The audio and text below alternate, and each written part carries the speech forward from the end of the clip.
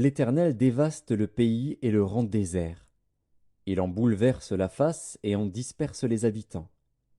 Et il en est du sacrificateur comme du peuple, du maître comme du serviteur, de la maîtresse comme de la servante, du vendeur comme de l'acheteur, du prêteur comme de l'emprunteur, du créancier comme du débiteur. Le pays est dévasté, livré au pillage, car l'Éternel l'a décrété. Le pays est triste, épuisé. Les habitants sont abattus, languissants. Les chefs du peuple sont sans force. Le pays était profané par ses habitants, car ils transgressaient les lois, violaient les ordonnances, ils rompaient l'alliance éternelle. C'est pourquoi la malédiction dévore le pays, et ses habitants portent la peine de leurs crimes. C'est pourquoi les habitants du pays sont consumés, et il n'en reste qu'un petit nombre. Le moût est triste, la vigne est flétrie. Tous ceux qui avaient le cœur joyeux soupirent. La joie des tambourins a cessé, la gaieté bruyante a pris fin, la joie de la harpe a cessé. On ne boit plus de vin en chantant. Les liqueurs fortes sont amères aux buveurs. La ville déserte est en ruine. Toutes les maisons sont fermées. On n'y entre plus. On crie dans les rues parce que le vin manque. Toute réjouissance a disparu. L'allégresse est bannie du pays. La dévastation est restée dans la ville, et les portes abattues sont en ruine.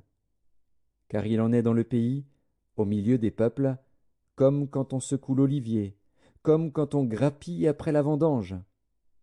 Ils élèvent leur voix, ils poussent des cris d'allégresse. Des bords de la mer, ils célèbrent la majesté de l'Éternel. Glorifiez donc l'Éternel dans les lieux où brille la lumière, le nom de l'Éternel, Dieu d'Israël, dans les îles de la mer. De l'extrémité de la terre nous entendons chanter, gloire au juste. Mais moi je dis, je suis perdu, je suis perdu, malheur à moi. Les pillards pillent, et les pillards s'acharnent au pillage. La terreur, la fosse et le filet sont sur toi, habitant du pays. Celui qui fuit devant les cris de terreur tombe dans la fosse, et celui qui remonte de la fosse se prend au filet. Car les écluses d'en haut s'ouvrent, et les fondements de la terre sont ébranlés. La terre est déchirée, la terre se brise, la terre chancelle. La terre chancelle comme un homme ivre, elle vacille comme une cabane. Son péché pèse sur elle, elle tombe et ne se relève plus. En ce temps-là, l'Éternel châtiera dans le ciel l'armée d'en haut, et sur la terre les rois de la terre.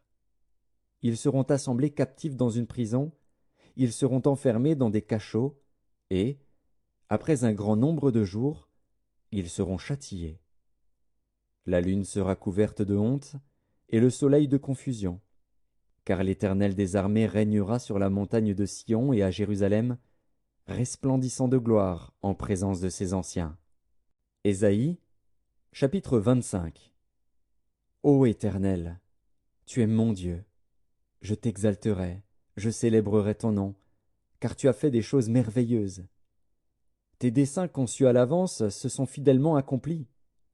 Car tu as réduit la ville en un monceau de pierre, la cité forte en un tas de ruines, la forteresse des barbares est détruite, jamais elle ne sera rebâtie. C'est pourquoi les peuples puissants te glorifient, les villes des nations puissantes te craignent. Tu as été un refuge pour le faible, un refuge pour le malheureux dans la détresse, un abri contre la tempête, un ombrage contre la chaleur. Car le souffle des tyrans est comme l'ouragan qui frappe une muraille. Comme tu domptes la chaleur dans une terre brûlante, tu as dompté le tumulte des barbares. Comme la chaleur est étouffée par l'ombre d'un nuage, ainsi ont été étouffés les chants de triomphe des tyrans.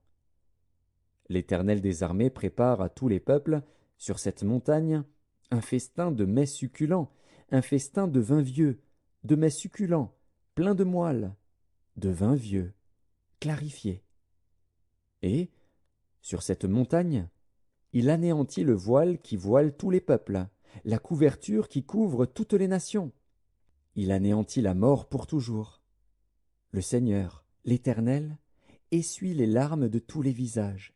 Il fait disparaître de toute la terre l'opprobre de son peuple. Car l'Éternel a parlé. En ce jour, l'on dira: Voici, c'est notre Dieu, en qui nous avons confiance, et c'est lui qui nous sauve. C'est l'Éternel, en qui nous avons confiance. Soyons dans l'allégresse, et réjouissons-nous de son salut. Car la main de l'Éternel repose sur cette montagne, et Moab est foulé sur place, comme la paille est foulée dans une mare à fumier. Au milieu de cette mare, il étend ses mains, comme le nageur les étend pour nager.